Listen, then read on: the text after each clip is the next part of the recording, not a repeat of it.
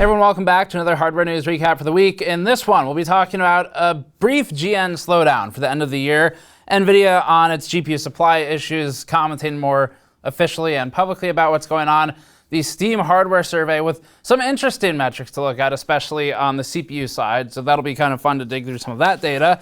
There's news on new research for graphene heat pipes, and moving from copper heat pipes in this research piece.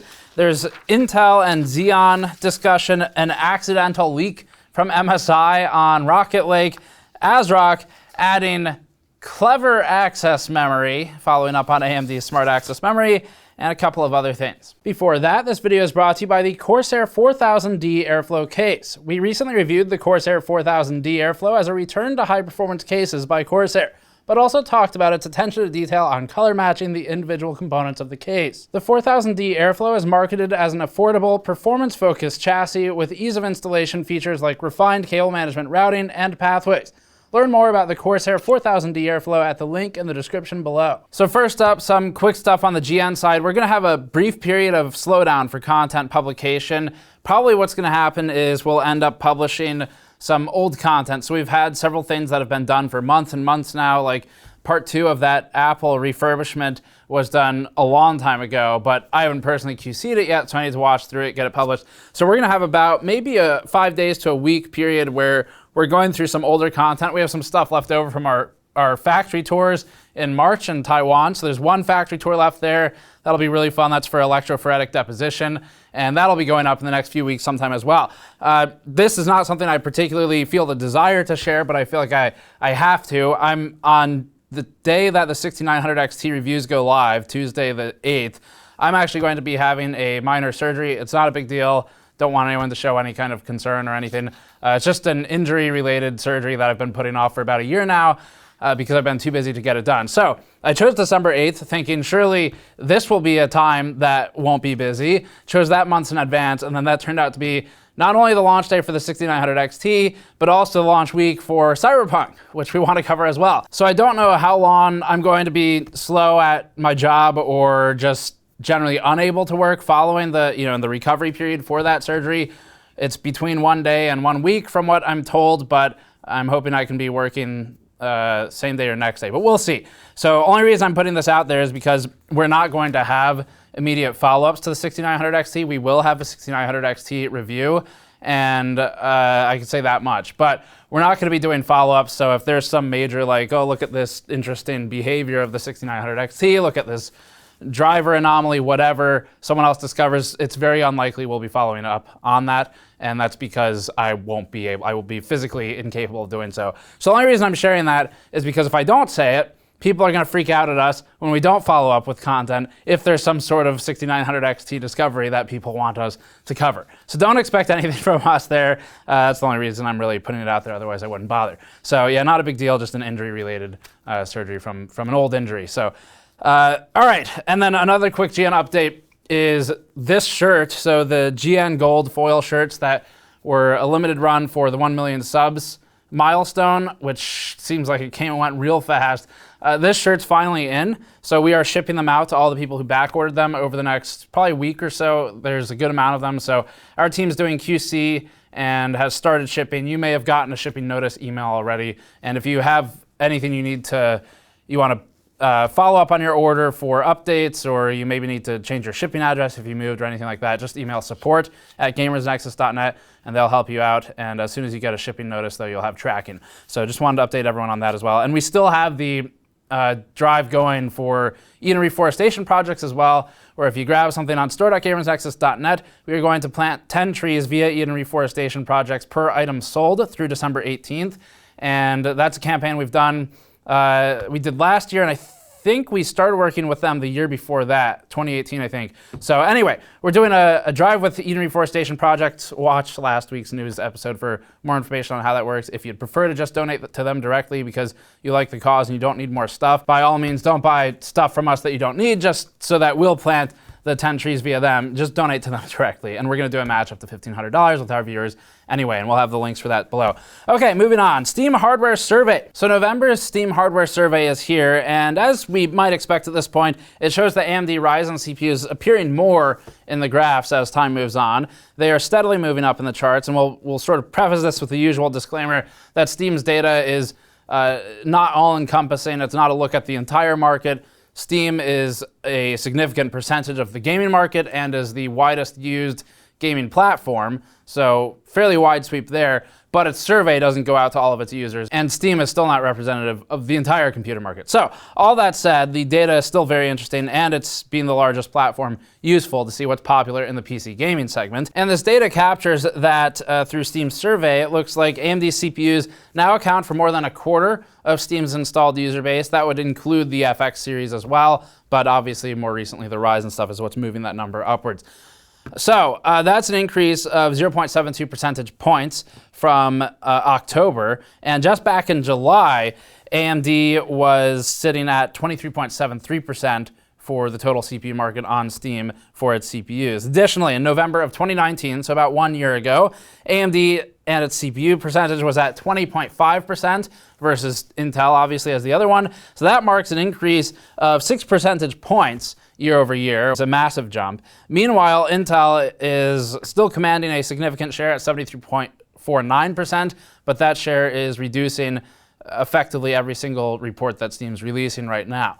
So it'll be really interesting to see how these numbers shape up, probably in the next quarter once Ryzen 5000 and Rocket Lake are both out. We don't know really where Rocket Lake S is going to perform as of right now, but AMD 5000 series CPUs will have at that point been on the market for a few months, so that may move the numbers further in AMD's favor. As for core presence in computers, Steam's hardware survey is showing that there's a significant increase over time of 6-core and 8-core computers, and it's shown that thus far it looks like there's the biggest decrease in 4-core, but also 2-core. They've shared a roughly equal decrease in the last interval of polling for the Steam hardware survey. And these GPUs aren't faring quite as well as its CPUs are, so Nvidia cards still claim 9 out of the top 10 slots now, and AMD's RX 580 is the one that's in the top 10 for AMD,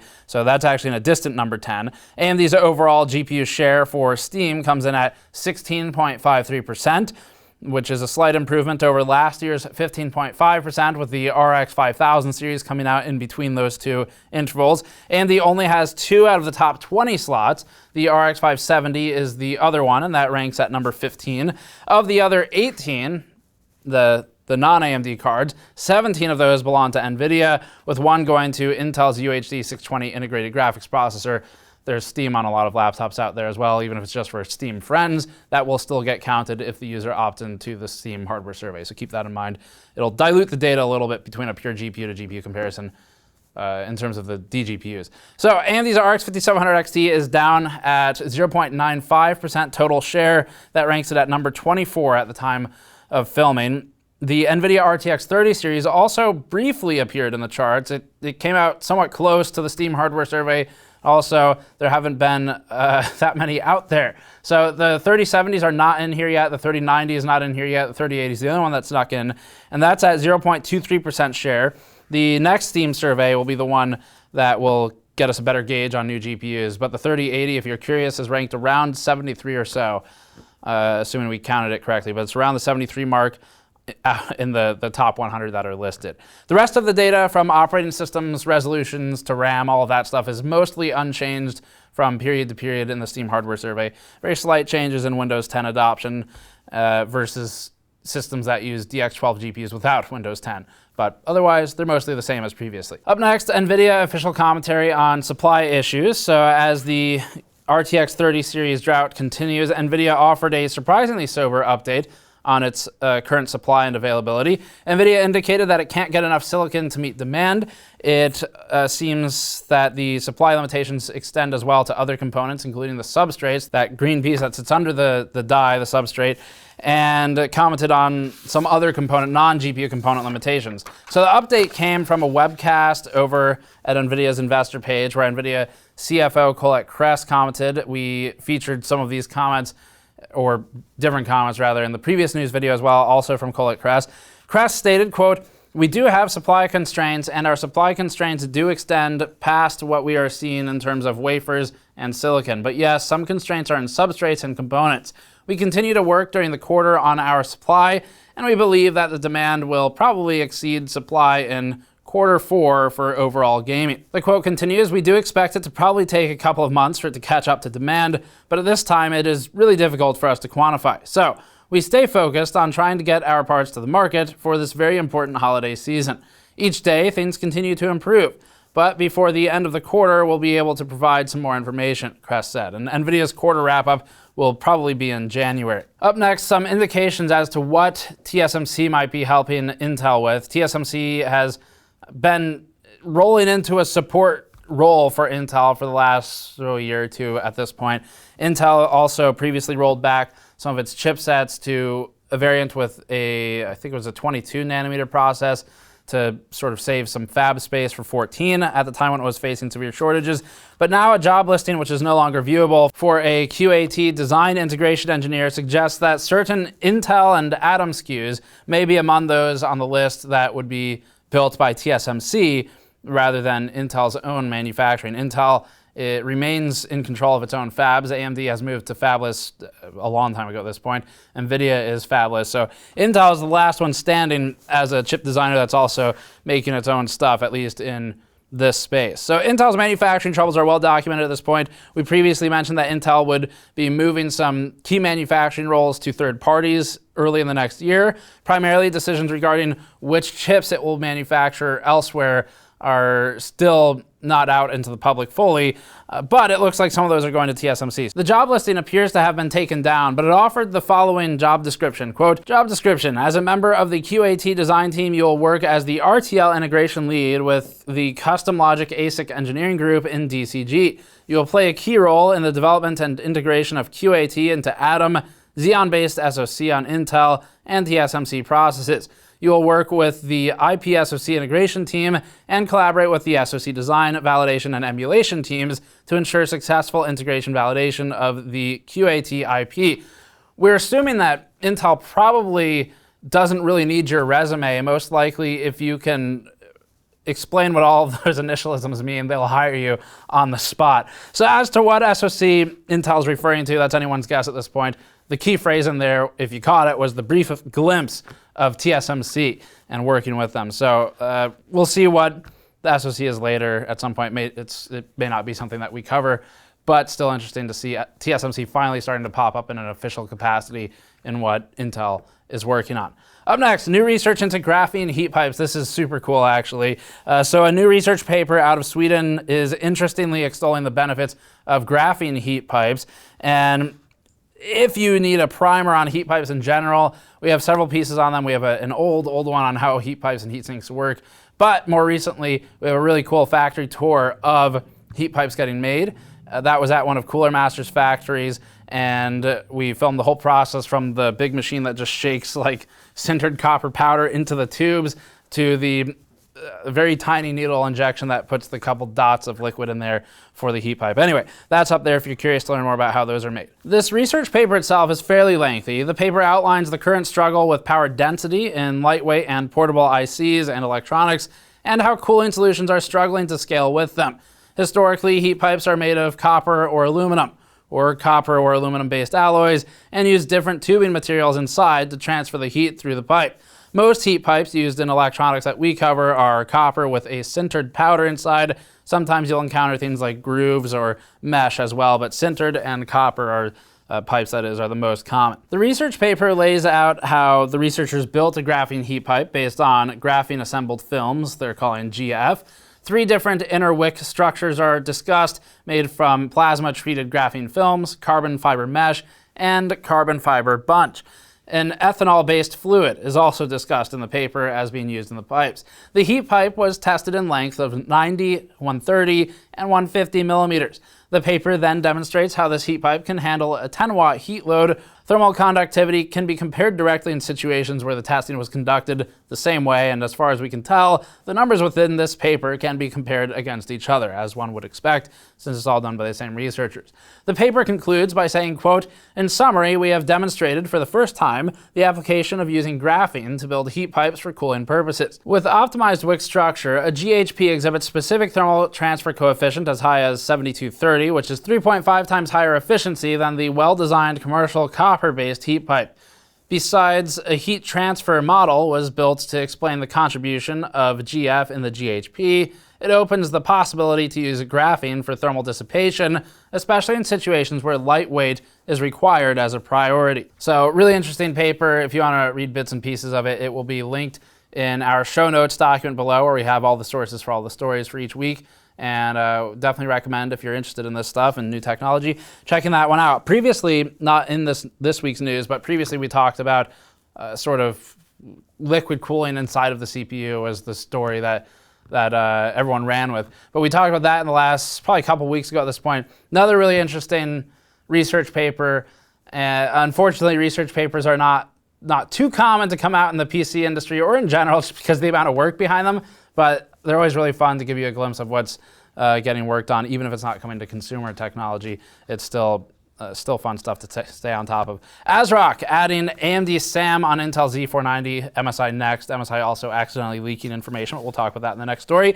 ASRock Z490 Tai Chi motherboard recently got a BIOS update that adds the PCIe resizable base address register, or BAR or RBAR, which is what AMD has branded as smart access memory.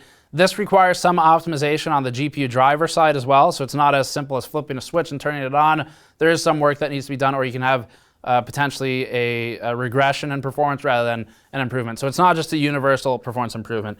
But anyway, this was pushed ahead of NVIDIA's official push via motherboard makers. NVIDIA, as previously discussed, is working on implementing PCIe resizable base address register features for its GPUs on Intel and AMD platforms alike. ASRock, though, is doing it on its own, or maybe with some help from Intel. We're not exactly sure the arrangement, but so far that's for the company's Z490 boards and the Tai Chi. And currently ASRock has this feature available in a beta. The BIOS is version number L1.72 if you're interested in trying it out. That was released on December 4th. And the description reads, quote, "adds clever access memory function." It's not quite smart access memory. It's clever access memory. Not sure you want to associate with the initialism of CAMP, though, or the acronym of CAMP. As a reminder, PCIe RBAR is not, again, a magic bullet to all games. There's a pretty significant uplift in some benchmarks, though. So when we tested the 6800 XT with smart access memory on and off in A/B testing on an AMD platform, the largest gain we saw was, if memory serves, Hitman 2, specifically at 4K and higher, maybe ultra settings. That was about 10-11% improvement in pure A/B testing on versus off. So that's pretty good. But in a lot of the other games we tested, it was close to 0%. So your mileage may vary on it. There is, again, some development work that goes into it. This is why NVIDIA's been slow to respond, because they're not just flipping a switch. And it's also why it took either of these two companies, AMD included, a while to get it integrated to begin with. So AMD and NVIDIA have both told us that they're doing driver level optimizations where they can either optimize out of a negative or into a more meaningful positive gain for games with RBAR on, or they can toggle the feature entirely if necessary for games where it might show a significant negative impact. We're not sure the exact details of those. They don't typically share that with us. They just turn it off in the driver instead and don't talk about it. So that's how the feature kind of works at a driver level. And MSI also claimed that it's working on its own PCIe RBAR enablement for its motherboards for the 400 series of Intel boards. The company put out a press release that it has since redacted. That was dated December 4th, and it included notes, if you check the web cache, of supporting Z490, B460, and H410, stating that Z490 would likely get the updates first. And that's from MSI directly, but again, it's been redacted and it's only available through web cache now. Up next, MSI leaks the Intel Rocket Lake specs. We're not sure why MSI redacted its previous announcement on the RBAR feature being added, but perhaps this is related to it. So looking at the webcast version of that announcement from the previous news story, you might notice a CPU-Z screenshot showing a codename processor Rocket Lake, which is Intel's next processor coming up, and a CPU identifier of 00000. Although it is possible that Intel would use such a name, it seems like there's probably going to be some more numbers in there in the mix, so we don't know what CPU it is just yet. CPU-Z, if it can be trusted in that screenshot, indicates an 8-core, 16-thread processor. It indicates a maximum multiplier of 50x on that specific model. It is, however, an engineering sample, and so the cores and threads, there probably will be an 8-core, 16-thread CPU, but we can't necessarily take the multiplier number as how it'll ship. It might be a more locked down ES version. So anyway, that's what we know from that so far. It has a CPU-Z reported TDP of 125 watts. It says 14 nanometer technology. And then we've got the multiplier range, some voltages, and some cache numbers. But that stuff we'll kind of save on commenting further on until the CPUs get closer to launch. Up next, a rumor. This one is a bit of a stretch, but we'll talk about it anyway. Just keep in mind that it's a rumor and it's a bit of a stretch. So we aren't currently able to substantiate any of the alleged information that's present here, but for the sake of speculation, we'll discuss it briefly. A bit of background first. Once upon a time, during Jim Keller's reign at AMD, Project Skybridge laid out AMD's ambitions to develop pin-compatible ARM and x86 SoCs, with the K12 core aimed at being AMD's first custom ARM 64-bit ARM v8 CPU core. The K12 design was destined to replace the Opteron A1100 series that used ARM Cortex A57 cores, and was supposed to show up at some point in 2016. Fast forward a few years, and the K12 never showed up, although AMD has neither confirmed nor denied that the project was scrapped. Rumors insist K12 was shelved to focus on Ryzen, and that the CPU landscape at the time wasn't ready for SoCs that married x86 and ARM cores. It's likely that the K12 wasn't abandoned entirely, and yet still lives in some form. This would lend a bit of credibility to the new rumor that AMD may be resurrecting the K12 in some capacity to now address the burgeoning ARM market. Apple's custom ARM-based silicon, which recently debuted in the form of the M1, is set to push the ARM ecosystem into new fronts. And it's probable that AMD doesn't want to limit itself to x86 forever. As we've said before, you can be sure chip makers are watching the reception to Apple's M1 closely. And whether or not AMD trots out some new derivative of the K12, or something else entirely, will likely depend on what happens over the next year or so as Apple expands its own Apple Silicon to compete with the reigning x86 class.